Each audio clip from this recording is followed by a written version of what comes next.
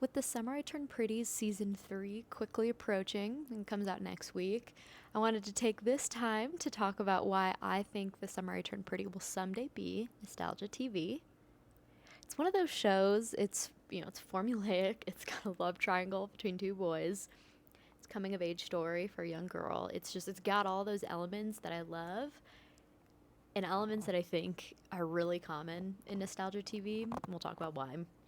I think the probably the biggest part or the biggest draw for this show is going to be the chemistry between the characters. So I think that Belly and Conrad, like their chemistry is great. I think that both of their acting is really great. So this is a needed ingredient in nostalgia TV, right? You need like these scenes that are so longing and so romantic that you'll just like watch them over and over again on the YouTube compilation like you're 14. You know, has that like staying power that just draws you back in. And I think it's important to notice that it's not really like the writing is so spectacular or the plot is so engaging that that's why you watch those clips on YouTube. Like that's not what it's about, right? We'll talk about that in a second. So I think similar to other nostalgia TV shows, Dawson's Creek comes to mind because I mean, if you think about it, it's also a love triangle.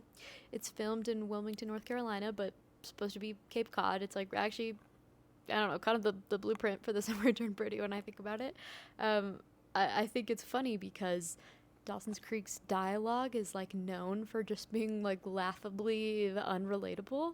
It's like so odd. And I think The Summer I Turned Pretty has a lot of those moments too where it's like cringy, unrelatable dialogue.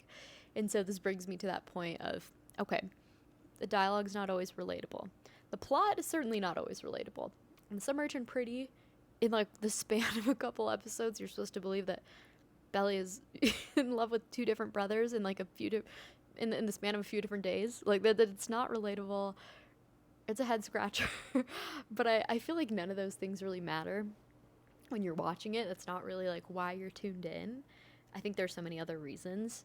So, right, it's kind of moments more than it is the plot that's bringing you in. I don't know why, but what it makes me think of is like Marvel movies. I feel like Marvel movies are not inherently nostalgic, like an action movie. Not inherently nostalgic, but they have these like human moments within them.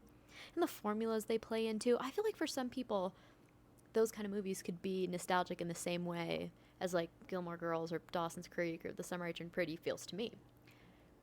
But I would imagine that, the exact plan for besting Iron Man's villain in Iron Man 2 is not nostalgic to anyone, right? Like the plot is not the nostalgic part. So, right, it's the chemistry over any actual premise. And this is certainly important in The Summer I Turned Pretty. I think the next aspect is like the atmosphere. So this one's really interesting. I think atmosphere is super important. I think the word atmosphere and the word aesthetic and the word girly all get kind of wrapped up in this weird way with these kinds of shows. What I mean by that is I think about, Gilmore Girls, Dawson's Creek, The Summer I Turned Pretty.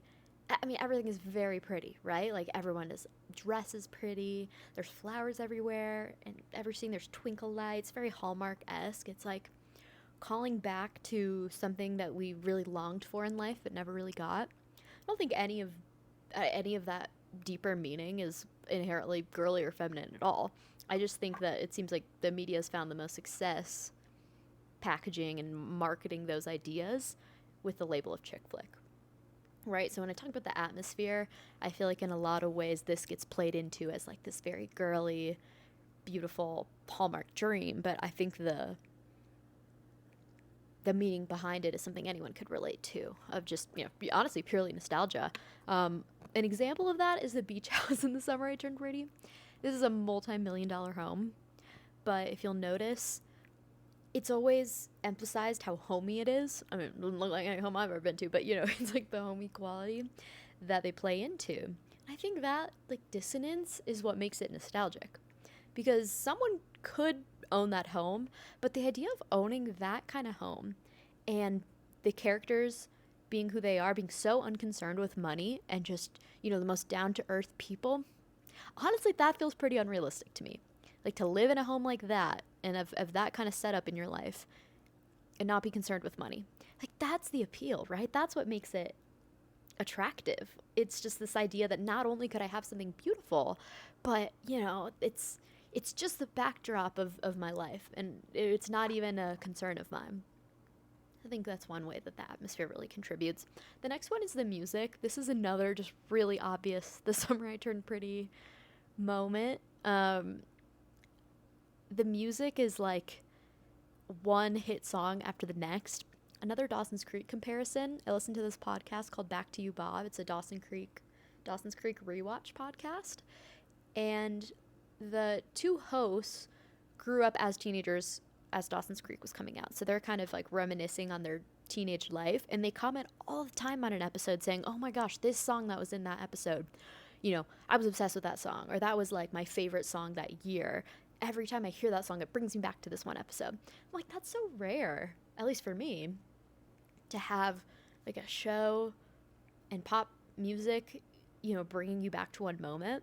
But The Summer I Turned Pretty does this, and they just like bring it up to 100. Honestly, sometimes it's like a little much. It's like one pop song after the next. But when I think about it, I can already kind of do what those two hosts were saying. I think about in season 2 when Belly's like driving in the car and she's like sobbing, and Olivia Rodrigo's Driver's License starts to play. Like that will always, I'll watch that back and be reminded of the year that song came out, and it'll bring me right back to that place.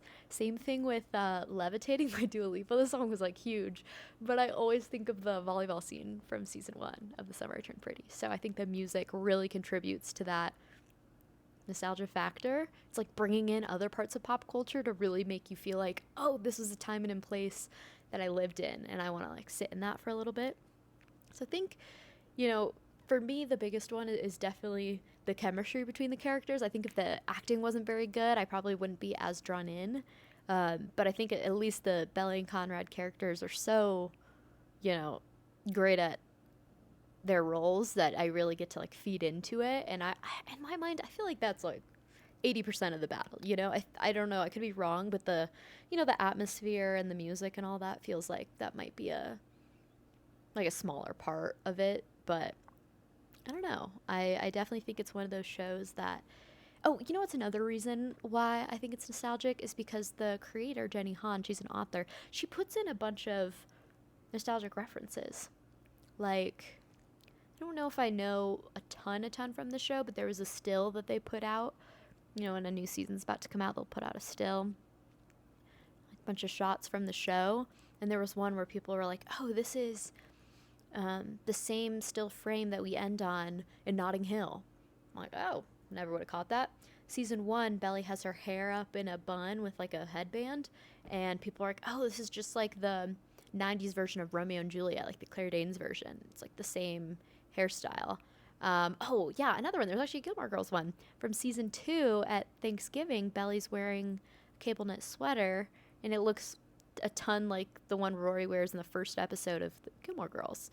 So it's almost like this meta fourth wall situation at this point, where like so many of these shows have become nostalgic to people that now new versions of them want to kind of play into that feeling of how those shows made them feel. They want to kind of pass that on. So it's kind of a new element to it, where it's like The Summer I Turned Pretty has to be nostalgic because it's drawing on past nostalgia.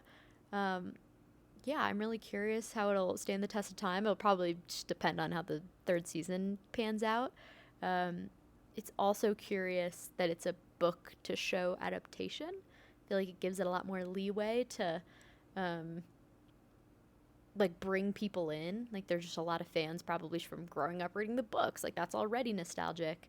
And then the TV show gets to be this own thing, but it's added on to something that people already love. So I just think it has a lot of reasons why it'll end up being a nostalgia show for a lot of people.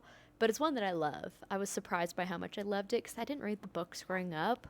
But something about just how like wholesome it is in a lot of ways, how coming of age it is. I just love that kind of storyline. And what I've loved most about the show is how they're doing like the time jumps. So they do a time jump? guess they didn't really do a time jump in season 2, but it does mm, a little bit, right? They like go forward a year kind of.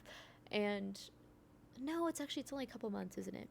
But um you're still like in such a different place in season 2. And then in season 3, just a myriad of things, but I think mostly the writer's strike, they jump forward 4 years, which is super fun because it's like not only do they get to do the coming of age, teenager moment, then they kind of get to do the coming of age adult moment for Belly, and I feel like that is a unique opportunity. Like other shows did it, like Dawson's Creek was like they started off when they're teenagers and they end, yeah, I think when they're in college, and then maybe they flash forward to when they're in their 20s. But I feel like it's often awkward and disjointed because you know it's filmed over many years and there's many different breaks in like the network, who knows. But I think nowadays, because seasons are shorter, there's like some sense of just being like able to control the narrative more and have more of like almost like a movie feel, right? Like a beginning to middle end finish, kind of like the trilogy books. So I think that'll wrap up really nicely and feel really comforting to watch over again and again. I definitely find myself watching season 1 a lot more than season 2, mostly just because I liked season 1 better. But I do think season 1 has that lightness to it that is really nostalgic to me. I'm kind of curious about, can something like really dark and depressing be nostalgic? I feel like it kind of can, but at least for me, I definitely find like kind of the happier things more nostalgic. And I'm even looking at like all the different shows and stuff that I have here. I think most of them are pretty upbeat, right? They kind of, I think to like garner the largest audience, you kind of want to always be ending with something a little bit lighter. But I don't know, I could challenge that later on, so I'm curious. But yeah, that's this video.